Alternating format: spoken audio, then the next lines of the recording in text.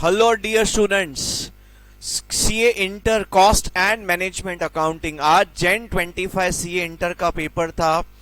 आज पेपर जैसे मिला, स्टार्टेड सॉल्विंग इट, मजा आ गया। बहुत सालों के बाद पेपर लिखा है। 2 साल पहले मैंने पेपर रिव्यू दिया था। आज वापस टाइम मिला तो मैंने I started solving the paper. पूरा पेपर लगभग सॉल्व किया है थियरी छोड़ के।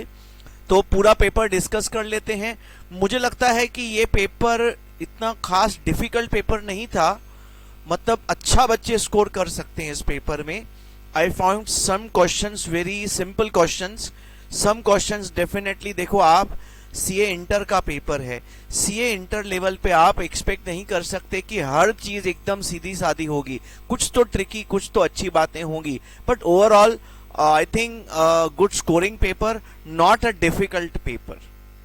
चलो, तो पहले हम क्या करते हैं, हमारा पार्ट 1 30 मार्क्स का बात कर लेते हैं। बच्चों, यहाँ पे ना एक्टिविटी बेस्ड कॉस्टिंग का इन्होंने क्वेश्चन दिया हुआ है और उसके ऊपर छोटे छोटे क्वेश्चंस पूछे हैं। तो आप अगर देखेंगे, इन्होंने प्रोडक्शन 3 प्रोडक्ट्स हैं, मटेरियल पर KG, per unit, labour our, सब दिया हुआ है। और इन्होंने 4 एक्टिविटीज दिए हैं, 4 एक्टिविटीज दिए हैं। चारों का कॉस्ट देके रखा है, प्राइस भी देके रखा है। ये क्या बोलते हैं, what should be overhead absorption per hour as per traditional absorption technique। देखो, ट्रेडिशनल एब्जॉर्प्शन टेक्निक में क्या करेंगे, पर आवर, पर लेबर आवर। तो हम कैसे सॉल्व करेंगे बच्चों, मैंने पूरा सॉल्व कर लिया है, पूरा सॉल्यूशन एकदम तैयार है, एक एक पॉइंट पूरा लिखा हुआ है। तो आपको पहले क्या करना पड़ेगा, चारों एक्टिविटीज के जो ओवरहेड्स है ना, वो अमाउंट आप जोड़ देंगे। फिर आप क्या करेंगे ना, output into hours per unit के हिसाब से टोटल लेबर आवर्स निकाल लेंगे। अब आप ओवरहेड्स को डिवाइड बाय लेबर आवर्स करेंगे, you get 29.6, that is your option number A. बहुत सिंपल है, ओवरहेड्स का टोटल करो, लेबर आवर्स का टोटल करो, डिवाइड करो, लेबर रेट पर आवर आ जाएगा। दोस्तों, इसके बाद what is the full cost of product Y under traditional absorption technique.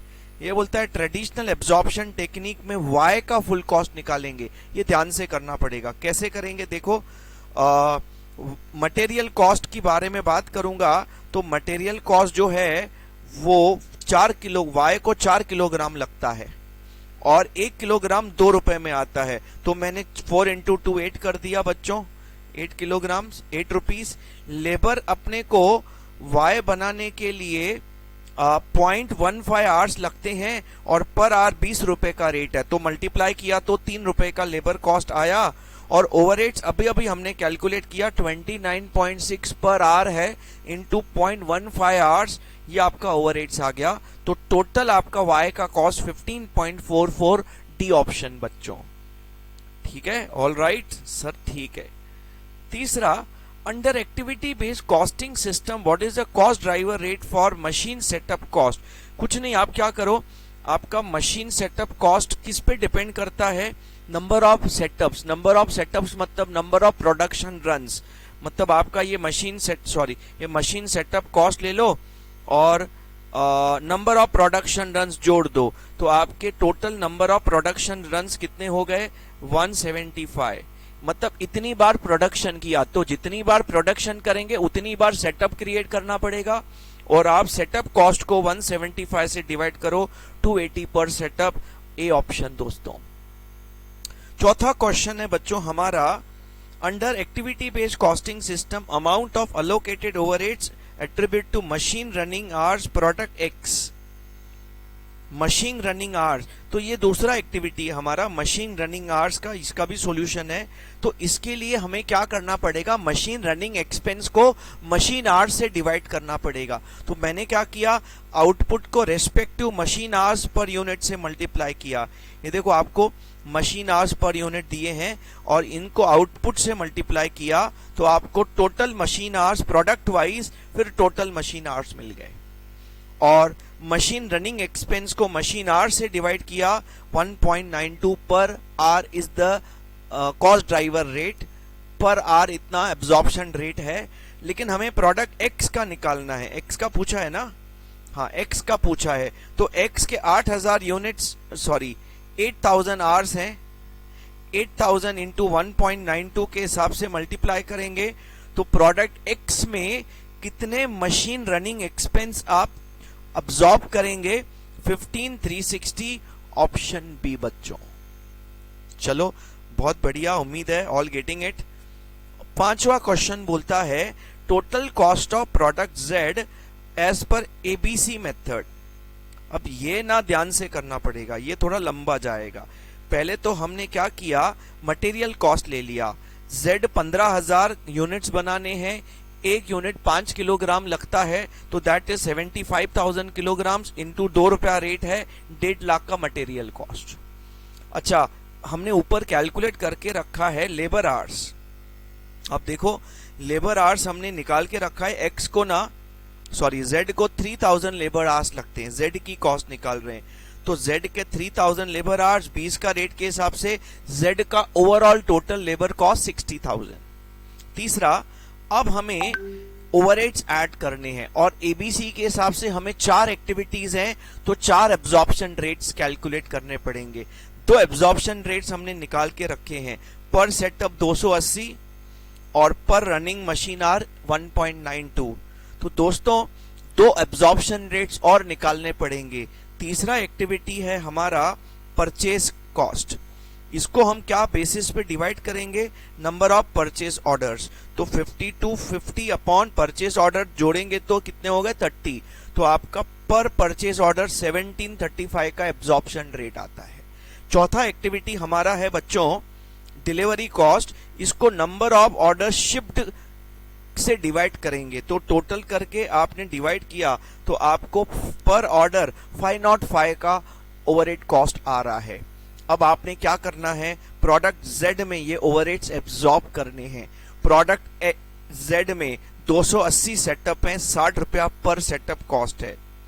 Product Z में 60 सेटअप है, 280 का एब्जॉर्प्शन रेट है। 13,500 मशीन आवर्स हैं, 1.92 एब्जॉर्प्शन रेट है। 15 परचेस ऑर्डर्स हैं, 1735 पर ऑर्डर एब्जॉर्प्शन रेट है। 32 डिलीवरी ऑर्डर्स हैं और 505 पर डिलीवरी ऑर्डर एब्जॉर्प्शन रेट है। आपने सब ओवरहेड्स को टोटल कर लिया, आपका जेड का कॉस्ट आ गया और हमारे ऑप्शन बी में मैच हो गया। ये ऑप्शन के साथ मैच हो जाता है ना, बहुत अच्छा लगता है, फटाफट आगे बढ़ते हैं। तो ये हमारा activity based costing main part 2 में कवर नहीं किया, पार्ट 1 में एमसीक्यूज में मतलब ऑब्जेक्टिव क्वेश्चंस में कवर कर लिया बच्चों। आगे बढ़ेंगे, ये क्वेश्चन थोड़ा सा मार्जिनल कॉस्टिंग का क्वेश्चन है। इसमें इन्होंने एक प्रोडक्ट है जिसका आपका प्रोडक्ट पी बना रहे हैं, जिसको QR नाम के रॉ मटेरियल लगते हैं, ठीक है ना। तो 1 लाख यूनिट्स का अपना सेल है और सेलिंग प्राइस 50 है। तो ये आपको opening closing FG opening closing raw material दिया हुआ है, ठीक है। फिर आपको बोलता है Q का कॉस्ट पर केजी 2 है, R का 3 रुपया है, 10 मिनट लगते हैं प्रोडक्ट बनाने को और labour cost 50 rupees per hour है। वेरिएबल मैन्युफैक्चरिंग कॉस्ट 10 रुपया पर यूनिट, फिक्स कॉस्ट भी दिया है, ठीक है ना। ये ओवरऑल क्वेश्चन है। अब आप इसको अगर ध्यान से पढ़ेंगे, total number of units to be produce, तो दोस्तों बहुत ही आसान है। हमें सेल्स क्वांटिटी मालूम है, ओपनिंग FG मालूम है, क्लोजिंग FG मालूम है, तो रिवर्स कैलकुलेशन कर लेंगे। हमें नॉर्मल इक्वेशन पता है, opening FG plus production minus closing FG sales quantity. अब इसमें आपको क्या है, सेल्स पता है, क्लोजिंग पता है, ओपनिंग पता है, प्रोडक्शन क्वांटिटी मिला 1,03,000 यूनिट्स, ऑप्शन ए, ठीक है। बजटिंग में आपने सब सीखा हुआ है, सेल्स टू प्रोडक्शन कैसे कैलकुलेट करते हैं। अब बच्चों अगला question, raw material are to be purchased. तो बच्चों परचेज कैसे निकालेंगे? हम डायरेक्टली नहीं निकाल सकते, हम बजटिंग में सीखे थे, पहले प्रोडक्शन में से कंजम्पशन निकालेंगे, कंजम्पशन में से परचेज निकालेंगे। तो बहुत सिंपल है, आपकी प्रोडक्शन 1,03,000 किलोग्राम है, इनटू पी बनाने के लिए किसका पूछा है, आर का ना, आर का पूछा है ना, हाँ। पी बनाने के लिए आर 4 किलोग्राम लगता है एक यूनिट के लिए, तो 1,03,000 इंटू 4 किलोग्राम तो 4,12,000 किलोग्राम्स लगेगा कंजम्पशन।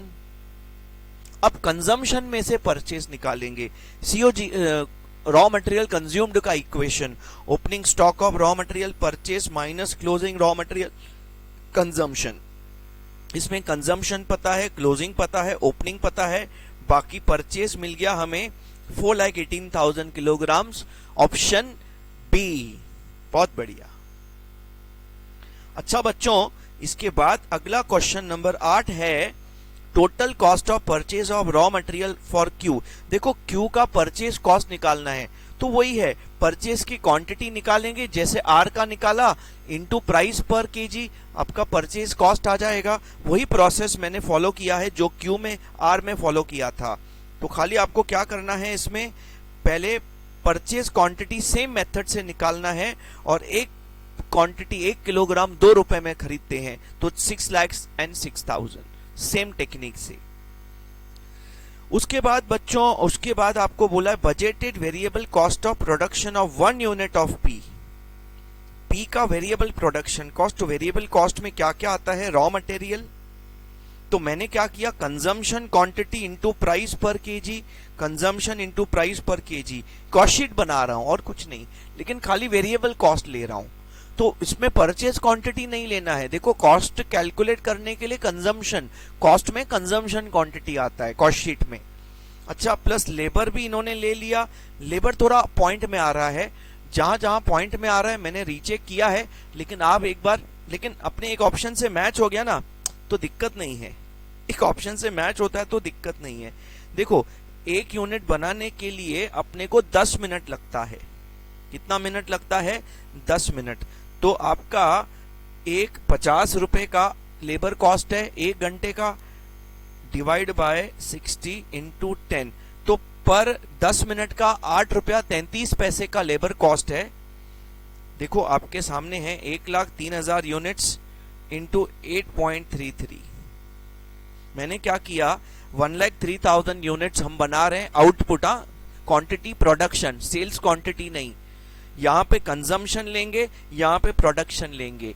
जो 4 ऑप्शंस इंस्टीट्यूट ने बनाए हैं बहुत ही इंटेलिजेंटली बनाए हैं। उनको पता है कि बच्चे क्या क्या मिस्टेक करेंगे, वो मिस्टेक्स के हिसाब से भी उन्होंने ऑप्शंस बच्चों बना के रखे हैं, तो ध्यान देना। तो क्या किया, प्रोडक्शन क्वांटिटी ले लिया, इनको 10 मिनट एक यूनिट को लगता है, ये मिनट्स में आ गया, डिवाइड बाय 60 किया तो I got number of hours कितने लगेंगे into rate per our, I got wages. और वेरिएबल ओवरहेड तो बोला 10 रुपए एक यूनिट का, इनटू करके मेरा वेरिएबल कॉस्ट आ गया, जिसको मैंने प्रोडक्शन क्वांटिटी से डिवाइड किया, 36.33, ऑप्शन डी, ऑप्शन डी। चलो बच्चों, 9th is also done. 10, what is the budgeted net income for the year. अब बच्चों यहाँ पे एक कंट्रोवर्सी है कि जो नेट इनकम है वो as per marginal costing approach रखें कि as per absorption costing approach रखें। तो अब वो तो क्लियर है नहीं, तो मैंने मार्जिनल कॉस्टिंग से सॉल्व किया तो मेरा एक अमाउंट मैच हो गया, तो मैंने टिक कर दिया। अच्छा, क्या किया मैंने, बहुत सिंपल है। हमें पता है हमारी सेलिंग प्राइस 50 है, अभी अभी हमने वेरिएबल कॉस्ट निकाली 36.33, कंट्रीब्यूशन इज 13.6666। इतना क्यों लिया है, नहीं तो मैच नहीं हुए ऑप्शन के साथ। वो पूरा नंबर पॉइंट्स ले लेंगे ना तो ही मैच होता है। इनटू सेल्स यूनिट्स लेंगे, अब प्रोडक्शन यूनिट्स नहीं लेंगे, प्रॉफिट के लिए सेल्स यूनिट्स लेंगे। तो आपका ये कंट्रीब्यूशन आ गया, आपका कंट्रीब्यूशन एक यूनिट का into unit sold, total contribution, इसमें से फिक्स कॉस्ट लेस किया, प्रॉफिट आ गया। और ये प्रॉफिट हमारे एक ऑप्शन से मैच हो गया, ए ऑप्शन के साथ मैच हो गया बच्चों। बहुत ही सिंपल तरीके से किया। चलो बच्चों, 11th question is on standard costing. आपको इसमें ना क्या पूछा है, calculate fixed overhead volume variance. तो आपको पता है वॉल्यूम वेरिएंस में सबसे पहले हमें standard recovery rate per unit लगता है। तो पहले क्या करेंगे, फिक्स्ड, ये आपके स्टैंडर्ड हैं, ये आपके एक्चुअल हैं।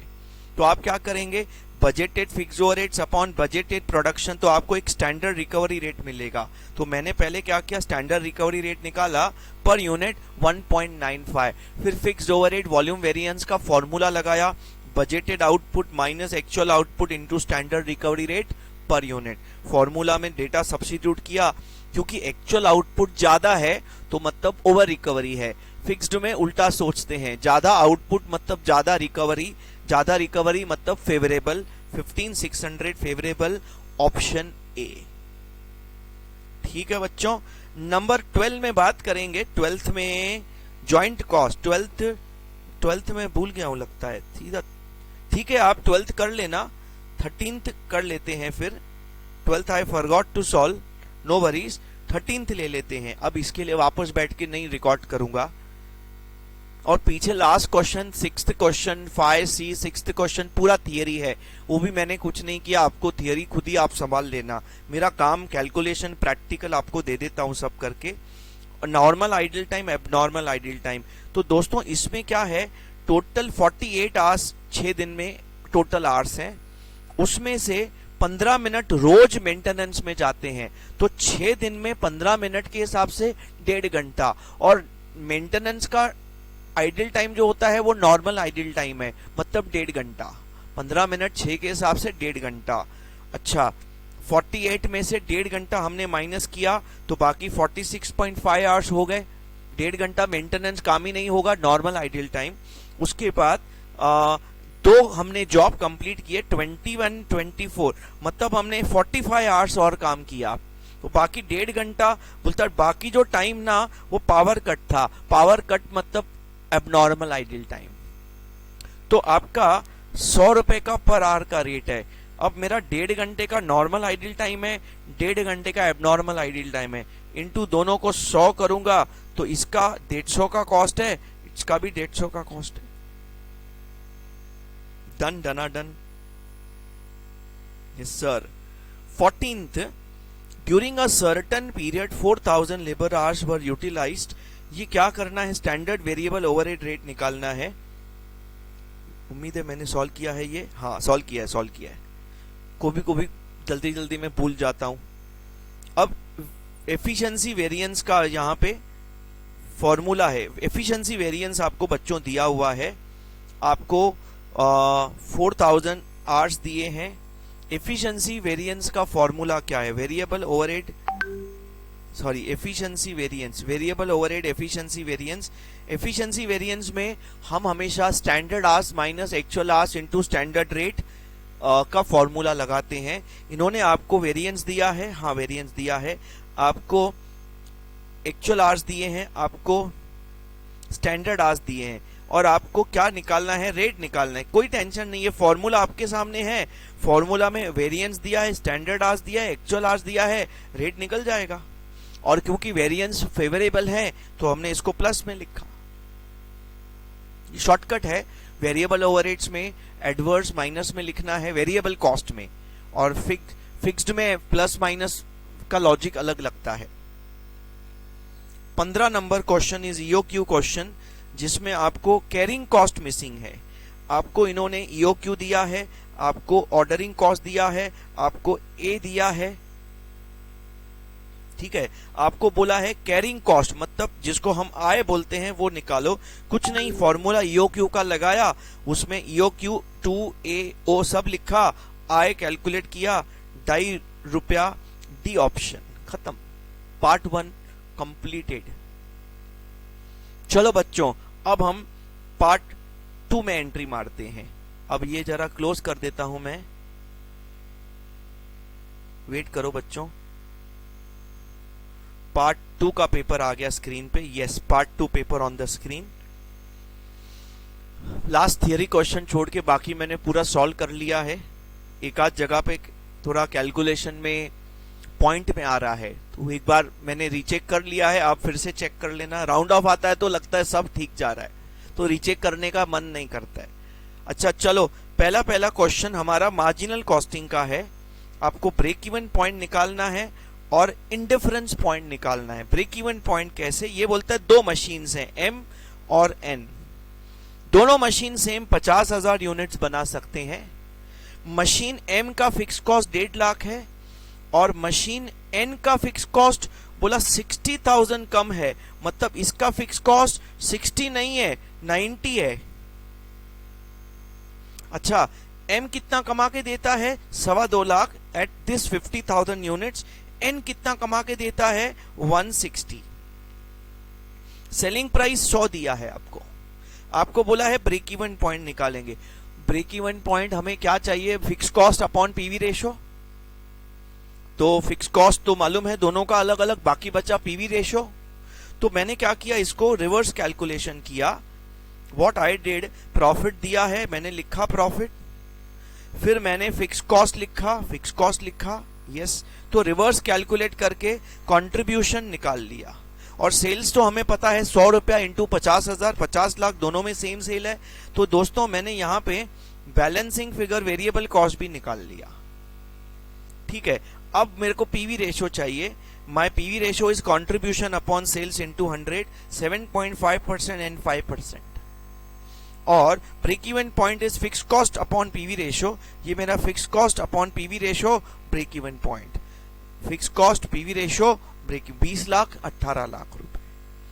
अच्छा, फिर बोलता है कि ब्रेक इवन इक्वली प्रॉफिटेबल कौन सी लेवल पे होंगे, मतलब ये आपको क्या बोल रहा है ना, ये आपको ब्रेक इवन बोल रहा है। इक्वली इंडिफरेंस पॉइंट पूछ रहा है, actually is asking you indifference point. क्या पूछ रहा है, कॉस्ट ब्रेक इवन भी बोल सकते हैं क्योंकि सेल्स वैल्यू तो दोनों का सेम है। तो आपको क्या करना है, इसका शॉर्टकट है, आप डिफरेंस इन फिक्स कॉस्ट ले लो, ये डिफरेंस इन फिक्स कॉस्ट ले लो 60,000 rupees divide by difference in CPU contribution per unit, ये भी आपका आ गया एंड यू गेट 24,000। आप कैलकुलेट करके देख लो, एट 24,000 यूनिट्स दोनों का प्रॉफिट सेम आएगा। इसको बोलते हैं इंडिफरेंस पॉइंट, दोनों का प्रॉफिट सेम आएगा। Indifference point is the proper wording.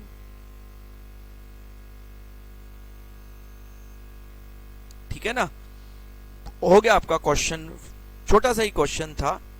फिर इसके बाद अपना अगला क्वेश्चन जो थोड़ा सा ध्यान देना पड़ेगा, थोड़ा ट्रिकी क्वेश्चन है ये, थोड़ा यहाँ पे ध्यान देना पड़ेगा। यहाँ पे इन्होंने क्या किया है, इन्होंने बैचेस लिखे हैं कि एक बैच में 2000 यूनिट्स हम बनाते हैं, एक बैच में 2000 यूनिट्स, और एक बैच का मटेरियल कॉस्ट मतलब 2000 यूनिट्स का मटेरियल कॉस्ट, 2000 यूनिट्स का लेबर कॉस्ट, 2000 यूनिट्स के ये आपका ओवरहेड वेरिएबल पर आवर है। रिजेक्शन है 3% रिजेक्शन है, और इस रिजेक्शन को हम नॉर्मल लॉस अज्यूम कर रहे हैं। एक्सपेक्टेड लिखा है इसीलिए, एक्सपेक्टेड मतलब ये तो होने वाला है, तो नॉर्मल लॉस है ये। और इसका स्क्रैप वैल्यू भी 75 दिया है। ठीक है, फिर आपको सेलिंग प्राइस दिया है, total per month machine hours दिए हैं, फिक्स्ड ओवरहेड पर मंथ दिए हैं, पर मंथ 10 बैचेस। अच्छा, अगर हम एक बैच में 2000 यूनिट्स बनाते हैं और अगर 10 बैचेस हम महीने में बनाते हैं तो महीने का आउटपुट कितना होगा बच्चों, 20,000 यूनिट्स का। Calculate contribution per unit of good unit after adjusting rejected units. तो हमें मंथली स्टेटमेंट बनाना पड़ेगा क्योंकि डेटा सब मंथली है। तो क्या किया, इसको सॉल्व कैसे किया मैंने, सबसे पहले मैंने मंथली प्रोडक्शन कैलकुलेट किया। मंथली प्रोडक्शन कैसे, 10 बैचेस इंटू 2000 20,000 यूनिट्स, उसमें से नॉर्मल लॉस रिजेक्शन 600 यूनिट्स, तो गुड यूनिट्स 19,400। तो ऊपर पहले यूनिट्स का गेम खत्म कर दिया, गुड यूनिट्स 19,400। और यहां पे आपको क्या पूछा है, कंट्रीब्यूशन पर गुड यूनिट पूछा है। Yes sir. फिर मैंने कॉस्ट शीट बना लिया। अब इसमें मैं क्या किया, मैंने सबसे पहले हमने मटेरियल कॉस्ट ले लिया एक बैच का इंटू 10 करके, लेबर कॉस्ट एक बैच का इंटू 10 कर दिया। ओवरहेड कैसे किए मैंने, 3000 hours into 3000 hours into 120 per hour का एब्जॉर्प्शन रेट है, ओवरहेड रेट है वेरिएबल का।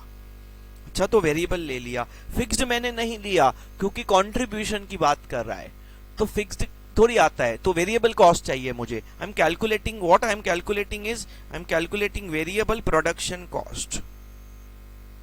ठीक है सर।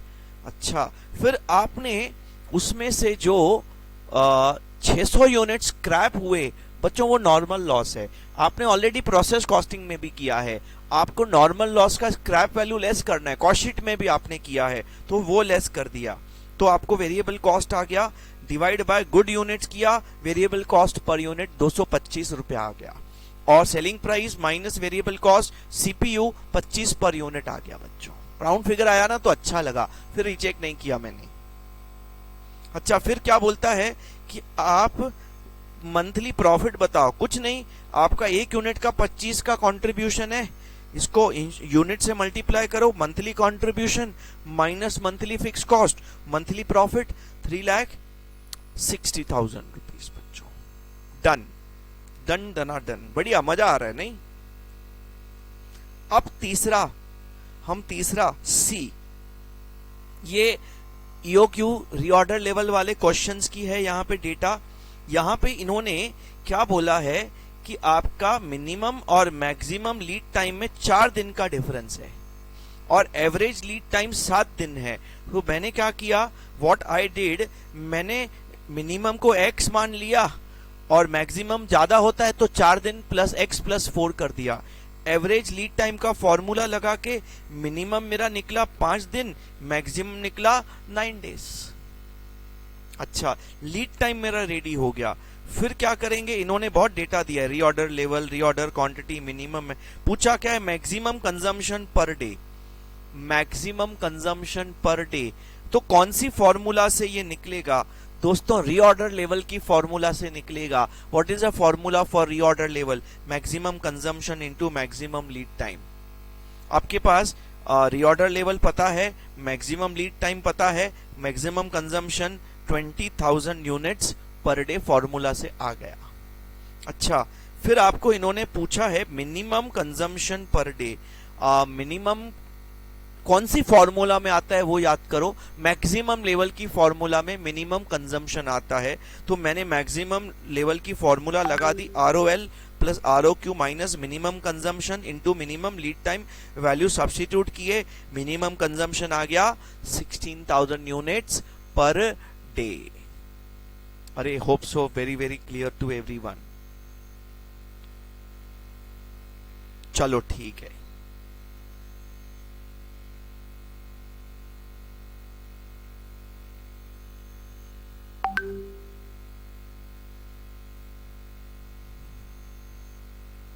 एक बार चेक कर लेना कैलकुलेशंस। 9 दिन, 7 दिन, 5 दिन, please do the check the calculations carefully.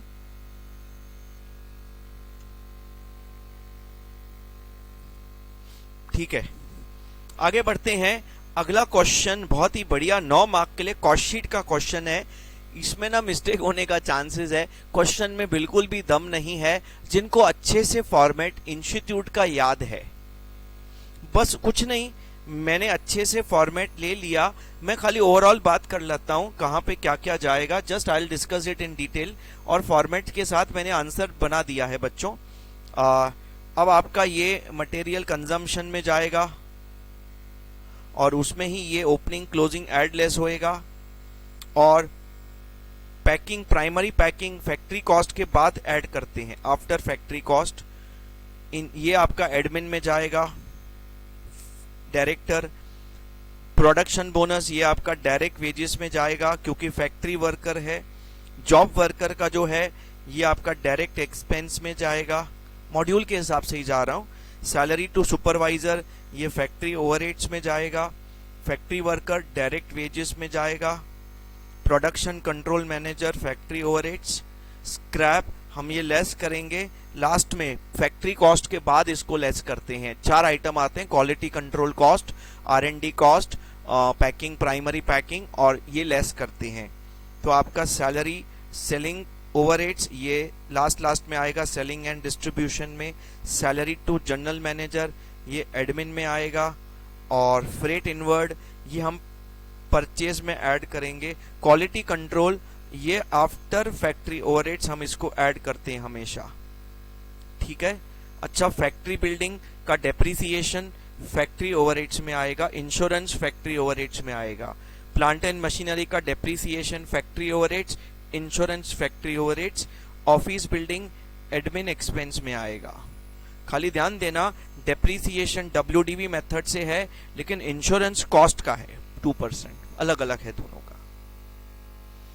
अच्छा, इसमें आपको ओपनिंग स्टॉक दिया है, आपको क्लोजिंग स्टॉक दिया है, सेल्स दिया है, तो हमने sales plus closing minus opening करके प्रोडक्शन निकाला 4,40,000 यूनिट्स, और ओपनिंग का इन्होंने वैल्यू भी दे के रखा है, तो कॉस्ट शीट में हम वो प्लस माइनस करके आगे बढ़ेंगे। तो मैंने यहाँ पे ऐसे ही पूरा का पूरा एक एक करके लिख दिया है बच्चों।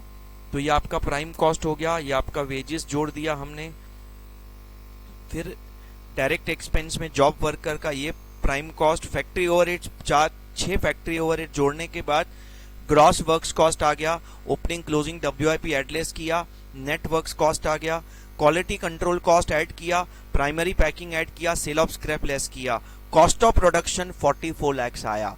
और अगर आप देखेंगे हमारा प्रोडक्शन क्वांटिटी 4,40,000 है, 44 lakhs अपॉन 4,40,000, तो मेरा cost per unit, production cost per unit बच्चों 10 रुपया आया। ये देख के मेरे को अच्छा लगा, तो मैं आगे बड़ा रीचेक नहीं किया मैंने। एड ओपनिंग FG, अच्छा क्लोजिंग FG वैल्यू करना पड़ेगा 70,000 यूनिट, और CPU कितना है 10 रुपया, 7 लाख रुपया, तो आपका COGS आएगा। एडमिन एक्सपेंस जोड़ दो और सेलिंग एक्सपेंस जोड़ दो, टोटल कॉस्ट 75 lakhs, प्रॉफिट जोड़ दो, प्रॉफिट सेल्स का 20% है, मैंने कॉस्ट का 25 ले लिया और सेल्स आ गया, अपना कॉस्ट शीट रेडी हो गया। मतलब आपको अगर प्रोसेस याद है, फॉर्मेट याद है, तो आपके सामने पूरा डेटा है। मैं भूल जाता हूं, लेकिन मैं इसकी पूरी PDF की लिंक आपको डिस्क्रिप्शन में शेयर कर दूंगा, ठीक है बच्चों। तो क्वेश्चन 2B में आते हैं अभी। ये बहुत आसान सम है, इसमें कुछ नहीं, इसमें क्या हेल्थ से और बोला रो 1 का कैलकुलेशन करो और बताओ कौन सा बेटर है। तो बस फॉर्मूला लगाया हेल्थ से का, रो 1 का, और दोनों का वेजेस आया, हमने बोल दिया रो 1 बेटर है। इसमें क्या डिस्कस करूं मैं, फॉर्मूला तो आपको आता ही है, कुछ है ही नहीं, फ्री के मार्क्स हैं, किधर टफ तो किधर इजी भी होना चाहिए। दोस्तों ये प्रोसेस कॉस्टिंग है, और X प्रोसेस में 1000 किलोग्राम जा रहा है, और उसके खर्चे दिए हैं, और कुछ कॉमन ओवरहेड्स हैं जिनको हमें डायरेक्ट लेबर कॉस्ट के रेशियो में डिवाइड करना है। तो ये लेबर कॉस्ट का रेशियो 7/5 आ रहा है। अच्छा, हमारा नॉर्मल लॉस फर्स्ट प्रोसेस में 25% है, क्योंकि एक्सपेक्टेड आउटपुट 75% है, इधर नॉर्मल लॉस 20% है, और एक्चुअल आउटपुट दिया है, स्क्रैप वैल्यू दिया है। तो मैंने पहले प्रोसेस 1 को सॉल्व किया, डायरेक्ट मटेरियल ले लिया, उसका कॉस्ट ले लिया, वेजेस ले लिया, एक प्लांट टाइम का कॉस्ट है वो भी ले लिया, ओवरहेड्स भी ले लिए। फिर हमने कैलकुलेट किया नॉर्मल लॉस काट के expected output, but actual output कम है, तो वी गॉट 50 एबनॉर्मल लॉस। फिर हमने क्या किया, कॉस्ट पर यूनिट निकाला, total cost minus scrap value of normal loss upon expected output, we got CPU of 150 per kg। तो as you know, credit side normal loss ले लिया scrap value पे, abnormal loss cost पे value किया, और बाकी 700 units तो तैयार होके प्रोसेस Y में गए, Y में ट्रांसफर कर दिए। अब आते हैं Y में। अच्छा, नॉर्मल लॉस का लेजर भी मैंने बना दिया है। Y में ये आ गया इनपुट, ठीक है, Y में ये इनपुट ले लिया, और दोस्तों फ्रेश इनपुट जो है 790 के हिसाब से फ्रेश इनपुट है। Y का अपना भी एक फ्रेश इनपुट है, लिखा है कि X का मटेरियल Y में आएगा प्लस Y में। अभी यहाँ पे कंफ्यूजिंग क्या है, ये 700 लिखा है, तो बच्चे क्या बोलेंगे, ये वाला 700 ये है, नहीं, ये 90 रुपए वाला है, देखो आप, और जो जा रहा है वो 150 वाला है, और ऊपर लिखा है process Y dependent on output generated by X and semi-finished chemical compound received from X shall be mixed further material in process Y। Process Y में और मटेरियल ऐड किया जाएगा, 700 में प्लस 700 ऐड करेंगे। तो ध्यान देना, ये कंफ्यूज करने के लिए इन्होंने जानबूझ के सेम क्वांटिटी लिया, तो बच्चे को लगे वही 700 है जो X में से आया है, नहीं, X में से 700 आया है, 700 Y में और ऐड किया है। तो सेम कैलकुलेशन किया मैंने, ओवरहेड सब ले लिए, जो भी कॉस्ट है ले लिया इनका। फिर कैलकुलेट किया तो एबनॉर्मल गेन आ रहा है 30 का, इसका 20% का हमारा नॉर्मल लॉस है। कितना परसेंट? 80% of input. अब इनपुट 1400 लेना पड़ेगा, तो यहाँ पे थोड़ा सा सीपीयू मेरा पॉइंट में आ रहा है, बट मैंने ले लिया 2 बार चेक करके 190.80, वही cost input, cost minus scrap value of normal loss upon expected output. तो दोस्तों मैंने क्या किया, एबनॉर्मल गेन को डेबिट साइड वैल्यू कर लिया और आउटपुट वेयर हाउस में ट्रांसफर कर दिया 1150 का। अच्छा, फिर एबनॉर्मल गेन अकाउंट में क्या किया, नॉर्मल लॉस का अमाउंट एडजस्ट करके बाकी कॉस्टिंग पीएनएल में ट्रांसफर कर दिया। As you know this is the way you make abnormal gain account. ठीक है सर, हो गया प्रोसेस। कुछ खास तो है नहीं, इतना कुछ हाई फंडा सम्स तो है नहीं प्रोसेस में। देखो इन्होंने यहाँ प्रोसेस लिया है और ऊपर 30 मार्क्स के एमसीक्यू में ज्वाइंट प्रोडक्ट ले लिया, इधर इन्होंने ओवरहेड्स लिया, उधर एक्टिविटी बेस्ड कॉस्टिंग ले लिया। मतलब इन्होंने ट्राई किया है कि दोनों मिला के पूरा का पूरा सब टॉपिक कवर होना चाहिए। चलो आगे देखते हैं हमारा बच्चों आगे का है। अगला क्वेश्चन जो है वो मार्जिनल कॉस्टिंग का है। इन्होंने क्या किया है, इन्होंने बोला है कि ये देखो तुम्हारा वेरिएबल कॉस्ट है, ये तुम्हारा फिक्स कॉस्ट है, सेलिंग प्राइस है, ये तुम्हारा प्रॉफिट है। लेकिन ये क्या बोलता है, अच्छा क्वांटिटी नहीं दिया है, तो पहले हमें रिवर्स कैलकुलेट करके क्वांटिटी निकालना पड़ेगा। तो मैंने क्या किया बच्चों, पहले क्वांटिटी रेडी कर दिया। मैंने क्या किया, सेलिंग प्राइस में से वेरिएबल कॉस्ट काट के कंट्रीब्यूशन पर यूनिट निकाला। इधर मैंने फिक्स कॉस्ट प्रॉफिट जोड़ के टोटल अमाउंट ऑफ कंट्रीब्यूशन निकाला। अभी amount of contribution divide by contribution per unit, मुझे एक क्वांटिटी मिल गया। तो ये मेरा मतलब जो गिवन डेटा है ओरिजिनल डेटा का क्वांटिटी है। क्यों क्वांटिटी जरूरी है? क्योंकि हमें लगता है कि कोई नए कॉम्पिटिटर्स आने की वजह से हमारा काम खतरे में है, हमारा काम पीछे जा सकता है। तो हमने क्या किया, कुछ सेल्स के लोग हैं उनसे बात किया, उन्होंने हमें 3 ऑप्शंस दिए।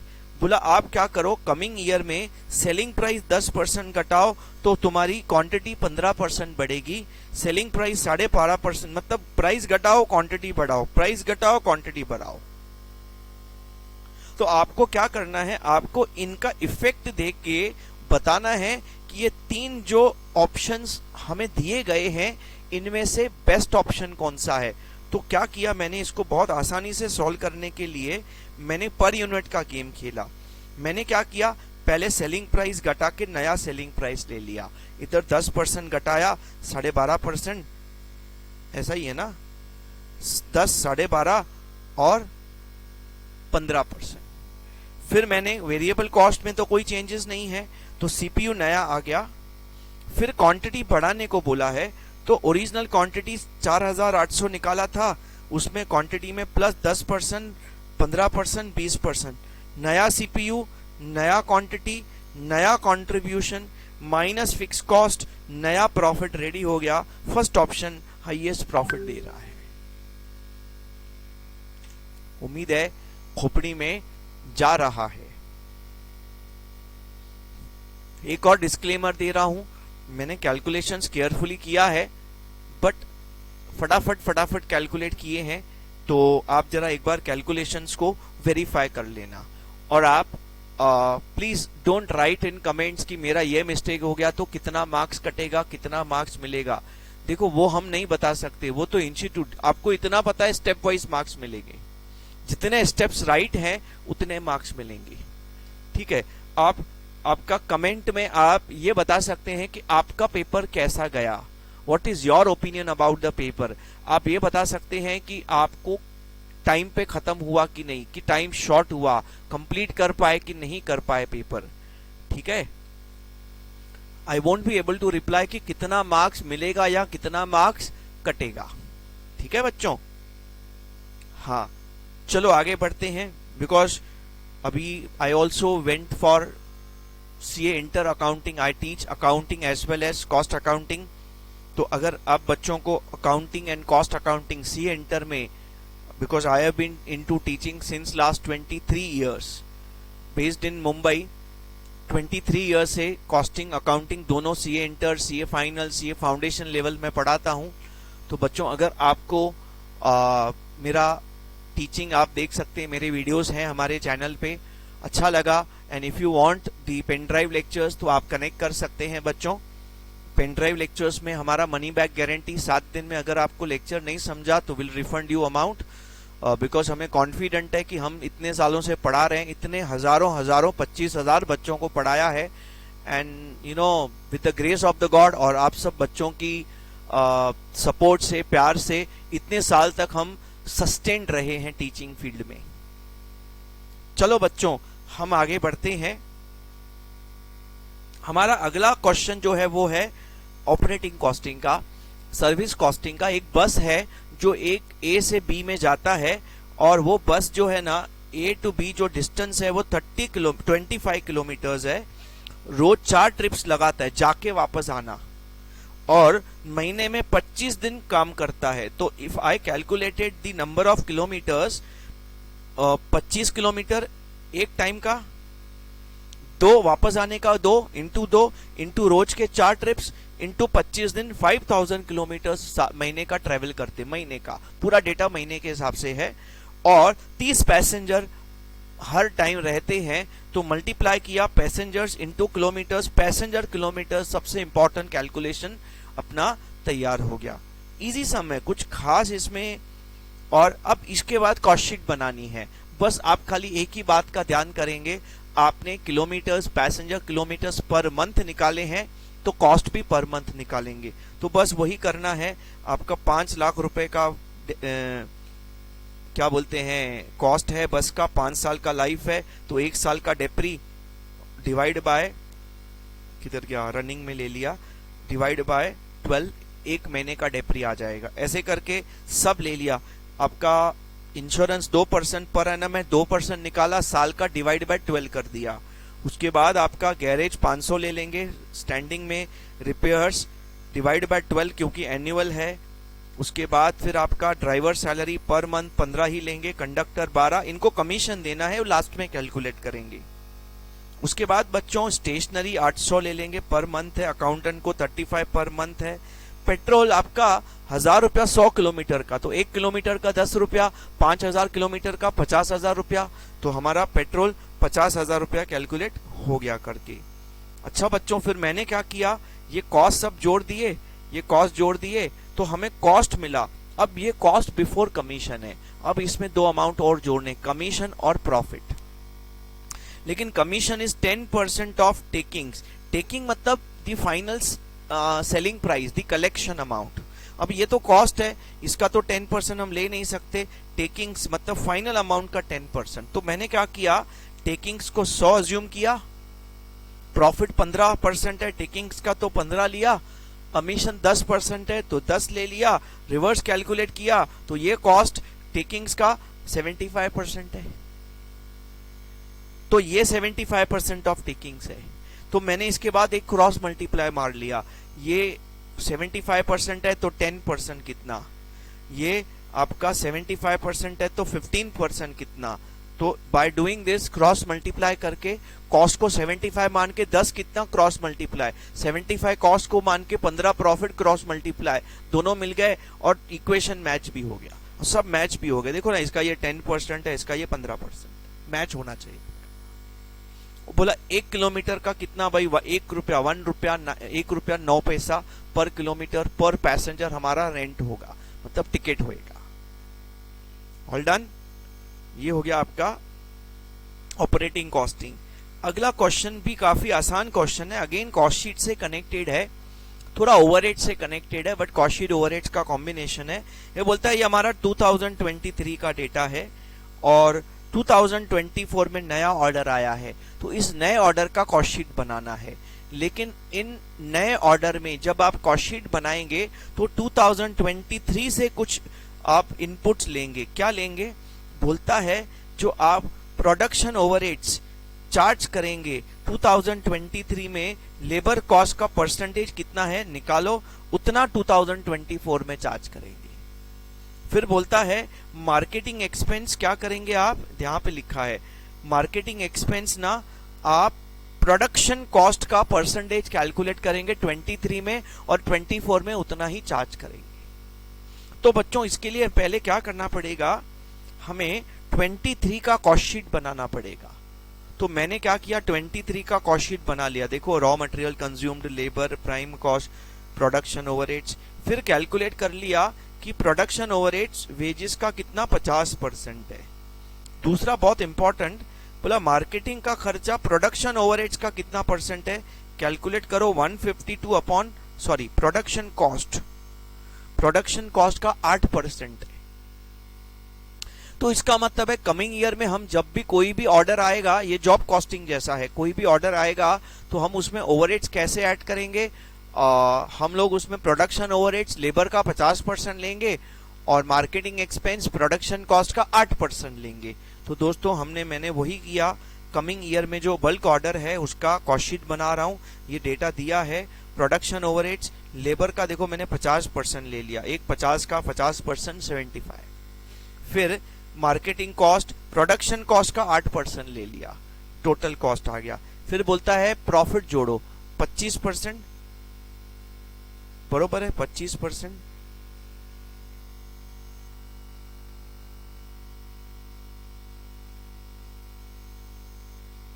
हाँ, सेल्स का 20% है तो कॉस्ट का 25% ले लेंगे और सेलिंग प्राइस आ गया। मतलब आप सामने वाले को इतना प्राइस कोट करेंगे। ओके, तो बहुत ही आसान सा सम था ये, कोई इसमें खास कॉम्प्लिकेशन नहीं था। इसमें थोड़ा मेरा पॉइंट में आंसर आ रहा था, तो थोड़ा सा एक बार आप भी देख लेना। मैं कॉन्सेप्चुअली तो डिस्कस कर रहा हूं, ये हमारा वापस स्टैंडर्ड कॉस्टिंग जैसा सम है, स्टैंडर्ड कॉस्टिंग से कनेक्टेड है। ये एक्चुअल आउटपुट दिया है इन्होंने, स्टैंडर्ड रेट दिया है, एक्चुअल आवर्स दिया है, लेबर एफिशिएंसी का परसेंटेज दिया है। और लेबर एफिशिएंसी का फॉर्मूला होता है standard hours upon actual hours into 100, percentage चाहिए तो standard hours upon actual hours into 100। Hours में स्टैंडर्ड ऊपर एक्चुअल नीचे, आउटपुट की फॉर्मूला है तो उल्टी होती है, actual output upon standard output into 100 if you remember. और लेबर रेट वेरिएंस आपको दिया है, ठीक है। आपको बोला एक्चुअल लेबर रेट निकालो, कोई टेंशन नहीं है, रेट वेरिएंस ले लो। देखो कैलकुलेट कर लेता हूं। रेट वेरिएंस में आपका देखो, आपको रेट वेरिएंस का फॉर्मूला में क्या पूछा है, एक्चुअल आवर्स ना, नहीं एक्चुअल रेट। रेट मालूम है, रेट वेरिएंस मालूम है, स्टैंडर्ड रेट 9 रुपया मालूम है, एक्चुअल आवर्स मालूम है, एक्चुअल रेट आ जाएगा। खाली इस बात का ध्यान करेंगे क्योंकि ये एडवर्स है तो आप वेरिएंस को माइनस में लिखेंगे, तो आपका 13 रुपया आ रहा है। एडवर्स है तो एक्चुअल रेट ज्यादा होगा, एक्चुअल रेट ज्यादा रहेगा, सिंपल, ठीक है। फिर इन्होंने बोला है दूसरे केस में एक स्टैंडर्ड आवर्स निकालो। तो what I did, I wrote the formula for efficiency variance, efficiency percentage, standard hours upon actual hours into 100, तो इट्स 106.8। ये सब्स्टिट्यूट किया एक्चुअल आवर्स, तो ये पॉइंट में आ रहे थे स्टैंडर्ड आवर्स। स्टैंडर्ड आवर्स किस में आ रहे थे, पॉइंट में आ रहे थे। तो मैंने उसी को पॉइंट के हिसाब से आगे बढ़ाया है, 2 बार चेक किया, वही आ रहा है। लेट इट बी, देख लेना कहीं मैंने और कोई कैलकुलेशन में गलती तो नहीं किया, एक बार आप चेक कर लेना, ठीक है। तो उसके बाद इन्होंने बोला एफिशिएंसी वेरिएंस निकालो, फॉर्मूला लगाया, वेरिएंस निकाल लिया, क्या टेंशन है। फिर बोला इन्होंने कि आप स्टैंडर्ड लेबर कॉस्ट निकालो, तो standard cost upon actual output. Standard cost कैसे निकाला, standard hours into standard rate divide by 7000 output. फिर एक्चुअल कॉस्ट बोला actual hours into actual rate upon divide by output, तो आपको per unit labour cost standard भी आ गया, actual भी आ गया। Please check the calculation of standard hours and, ठीक है बच्चों। अब आगे बढ़ते हैं, आखिरी क्वेश्चन मेरा डिस्कशन में, इसके बाद पूरा थियरी है। Last question to wind up the discussion. इसमें इन्होंने इंटीग्रेटेड का एंट्रीज पूछा है, तो वेजेस पेड का entry, wages control account debit to cash account, integrated है तो टू कैश आएगा, कॉस्ट एज अ कंट्रोल नहीं आएगा। उसमें बच्चों 20% इनडायरेक्ट है। अब क्योंकि इन्होंने लिखा नहीं कि वेजेस पेड का एंट्री करो, तो अब्जॉर्प्शन का भी एंट्री कर लेते हैं। तो 80% जाएगा WIP लेजर कंट्रोल, WIP में 80% जाएगा, फैक्ट्री ओवरहेड्स में 20% इनडायरेक्ट जाएगा, टू वेजेस में से ट्रांसफर होगा। फिर दूसरा बोला है सेलिंग डिस्ट्रीब्यूशन ओवर इंकर्ड, यहाँ पे क्लियर है इंकर्ड मतलब टू कैश और टू आउटस्टैंडिंग एक्सपेंस भी बोल सकते हैं, तो selling distribution control to cash. उसके बाद deficiency found in stock of raw material normal. बच्चों अगर आपका रॉ मटेरियल में नॉर्मल लॉस होता है तो ओवरहेड्स में हम उसको लेके जाते हैं, तो रॉ मटेरियल में क्रेडिट करके आप इसको प्रोडक्शन ओवरहेड्स कंट्रोल अकाउंट में लेके जाएंगे, उधर डेबिट मार के उधर एब्जॉर्ब करेंगे। ये अबनॉर्मल होता तो कॉस्टिंग पीएनएल में डेबिट करते थे। फैक्ट्री ओवरहेड्स अंडर एब्जॉर्ब, देखो अंडर एब्जॉर्ब या तो आप कैरी फॉरवर्ड कर सकते हैं तो बैलेंस कैरिड डाउन होता है, या आप उसको कॉस्टिंग पीएनएल में ट्रांसफर करेंगे, और under absorbed is the loss तो costing PNL to factory overheads control account. तो दोस्तों यहाँ पे हमारा कॉस्टिंग के पेपर का डिस्कशन कंप्लीट होता है। प्लीज आप अपना अगला पेपर पे फोकस करिए, कोई टेंशन मत करिए, और अगर आपको अच्छा लगा, एफर्ट्स अच्छे लगे, आज का पेपर था आज के आज ही सॉल्व करके अपलोड कर रहे हैं, एफर्ट्स अच्छे लगे, please subscribe the channel, like and share with your friends, and if you really need proper guidance, if you need some lectures of CA Inter Costing and CA Inter Advanced Accounting, तो आप हमें connect कर सकते हैं हमारा channel पे, आप या हमारे इंस्टाग्राम अकाउंट पे गुरमुख क्लासेस के नाम से इंस्टाग्राम अकाउंट है, या गुरमुख रागानी के नाम से आप सर्च मारेंगे मेरा नंबर आ जाएगा, आप उस पर कनेक्ट कर सकते हैं। वैसे मैं पेन ड्राइव लेक्चर्स बहुत ही बीच में बंद कर दिए थे, बट अब कई बच्चों ने रिक्वेस्ट किया है तो we are starting those pen drive lectures. तो चलो बच्चों आज का सेशन यहीं समाप्त करते हैं। All the best, keep working hard, thank you very much.